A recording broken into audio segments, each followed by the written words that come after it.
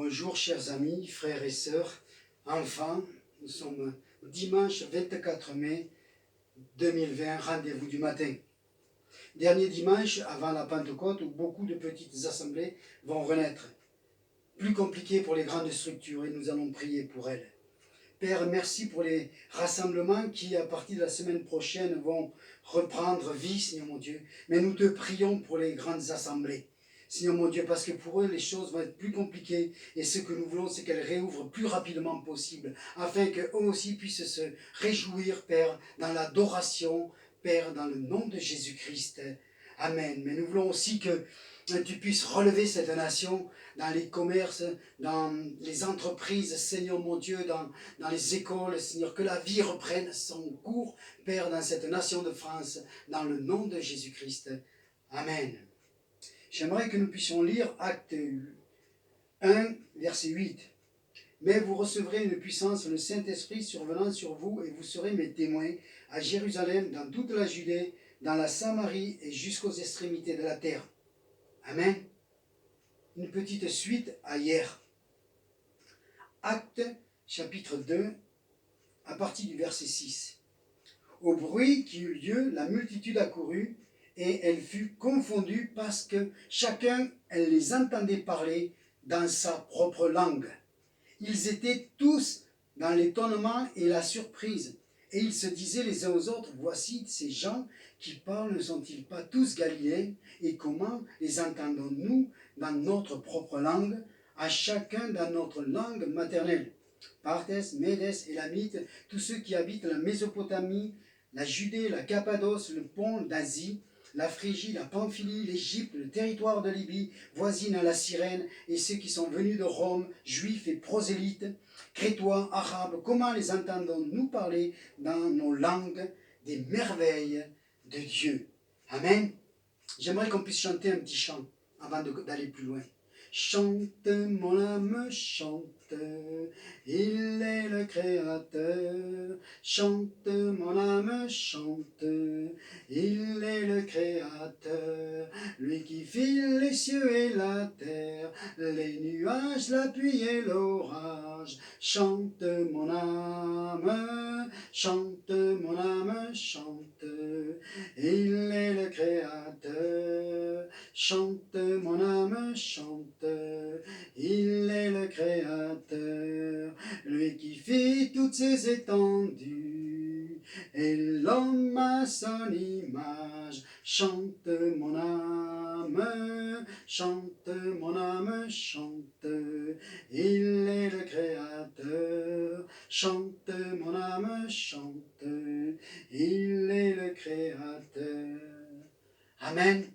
Dieu a toujours voulu que la terre entière soit évangélisée. Amen. Et connaisse la rédemption en Jésus-Christ. Galates 3, verset 8 nous dit « L'Écriture, prévoyant que Dieu justifierait les païens par la foi, a d'avance annoncé cette bonne nouvelle à Abraham. Toutes les nations seront bénies en toi. » Une bénédiction mondiale de génération en génération. Amen. Ésaïe 42, à partir du verset 10, nous dit « Chantez à l'Éternel un cantique nouveau, chantez ses louanges aux extrémités de la terre, vous qui voguez sur la mer, vous qui la peuplez, îles, habitants des îles, que le désert de ces villes élève la voix, que les villages occupés par Kédar élèvent la voix, que les habitants des rochers tressaillent d'allégresse, que du sommet des montagnes retentissent des cris de joie, qu'on rende gloire à l'Éternel, et que dans les îles, on publie les louanges de Dieu. » Amen. Dieu a toujours voulu, jusque dans les îles, que l'évangile soit annoncé. C'est pour cela que Jean pouvait dire, dans le chapitre 3, verset 16, « Car Dieu a tant aimé le monde, qu'il a donné son Fils unique, afin que quiconque croit en lui ne périsse point, mais qu'il ait la vie éternelle. » Amen. Alors pour faire simple ce matin, je voudrais juste rappeler que notre Père a choisi la fête de la moisson, la Pentecôte, pour accomplir son rêve, le salut du monde. Pourquoi la Pentecôte? Parce que c'était une grande fête en Israël qui suivait la Pâque et qui rassemblait beaucoup de Juifs. On a lu, il y a 13 nations qui sont là, différentes. Et certainement qu'il y en avait plus les gens de Jérusalem. Le Saint-Esprit est descendu sur les disciples et leurs langues se sont mis à dire des merveilles de Dieu dans la langue de chaque peuple représenté. Amen. Et cela nous parle à nous, disciples aujourd'hui de Jésus-Christ. Amen. La mission n'a pas changé. Nous sommes envoyés jusque dans les extrémités de la terre et même à Carcassonne pour aller annoncer l'évangile dans la langue des peuples afin qu'ils puissent comprendre l'évangile. Mais nous devons aussi traduire la Bible dans la langue des peuples afin qu'ils puissent être enseignés aussi. Et je bénis Dieu pour l'œuvre des sociétés missionnaires que depuis toujours sont partis pour aller prêcher, annoncer l'évangile, mais aussi traduire la Bible dans la langue des peuples, afin que tous puissent comprendre et se donner à Christ. Amen. Alors quelque chose qui est important ce matin, pour moi toujours, à retenir dans cette histoire de la Pentecôte. Amen. Les cœurs ont été vivement touchés, ils se sont convertis. Amen. Et il y a eu beaucoup qui donc ont intégré l'église de Jérusalem. Amen. Et les apôtres, les 12, ont oublié l'ordre de mission. Amen. Et donc, dans le chapitre 8, verset 1, voilà ce qu'il nous est dit. Il y a eu ce jour-là une grande persécution contre l'église de Jérusalem. Ceux qui avaient été dispersés allaient de lieu en lieu, annonçant la bonne nouvelle de la parole.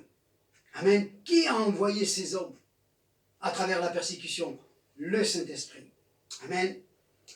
De là va émerger Diacre Philippe, qui lui va devenir un revivaliste pour la ville de Samarie. Et plus tard, on l'appellera un évangéliste à cause du travail d'évangélisation qu'il produit. Amen. Romains 1, verset 8 nous dit « Je rends d'abord grâce à mon Dieu par Jésus-Christ au sujet de tous ceux que votre foi est renommée dans le monde entier. » C'est l'apôtre Paul qui écrit une lettre aux Romains. Il se fait une joie d'aller à Rome, amener des enseignements et communiquer des dons de l'esprit. Mais ce qu'il faut savoir, c'est que Rome, c'est l'Italie. Et l'Italie avait été évangélisée, des communautés avaient été ouvertes. Par qui? Par ces Romains qui étaient là le jour de la Pentecôte, qui ont reçu le feu du Saint-Esprit et qui sont rentrés en Italie et qui ont prêché l'évangile et qui ont ouvert des communautés. Les apôtres sont venus ensuite. Merci pour tout le travail des apôtres. Mais ce que je veux retenir ce matin, c'est que ces Romains, c'était des simples disciples, amen, qui avaient reçu le feu et l'amour des âmes. Amen. Et c'est ce que je voudrais que tu reçoives ce matin.